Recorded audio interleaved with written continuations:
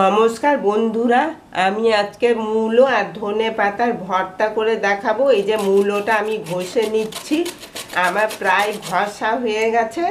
এবার আমি ধনে পাতাটা যাচ্ছি কেটে নিব, কেটে ভালো করে ধুয়ে নেব, তারপরে দেখাবো আমি কি করে করি। দেখুন মূলোটা আমার ঘষা হয়ে গেছে, ভালো করে ধুয়ে নিয়েছি। আর ধনে পাতাও ছোট ছোট করে কেটে নিয়েছি, এটাও ভালো করে ধুয়ে নিয়েছি।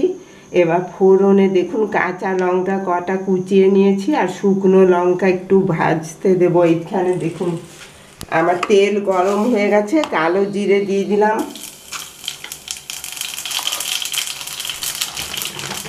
দুটো শুকনো লঙ্কা,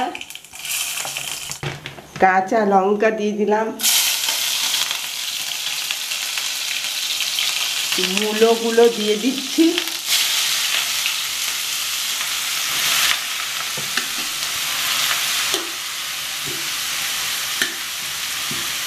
মূলোগুলো একটু সেদ্ধ হোক, তারপরে ধনে পাতাটা দিয়ে দেব। ঢাকা দিয়ে দিলাম, এবার ঢাকনিটা খুলে নিচ্ছি, খুলে এবার ধনে পাতাগুলো সব দিয়ে দিচ্ছি।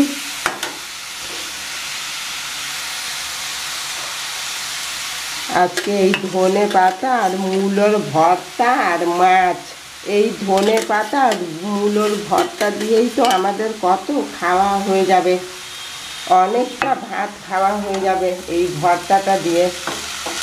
হলুদ দিয়ে দিলাম, একটু নুন দিয়ে দিচ্ছি, একটু চিনি দিয়ে দিলাম, মিষ্টি মিষ্টি হবে। আর ওপর থেকে একটু হিং দিলাম। ভালো করে আবার নাড়িয়ে নিচ্ছি, ওপর থেকে একটু পোস্ত দিয়ে দিলাম। এবার চাপা দিয়ে দিচ্ছি আবার। দেখুন এবার আমার এই ভর্তাটা হয়ে এসছে, এবার আমি নামিয়ে নেব। দেখুন আমার মূলো আর ধনে পাতার ভর্তা তৈরি হয়ে গেছে, দারুণ স্বাদের একটা রেসিপি।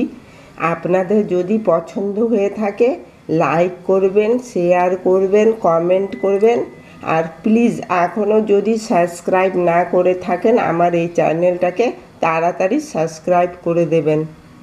আপনারা ভালো থাকবেন, সুস্থ থাকবেন। ধন্যবাদ।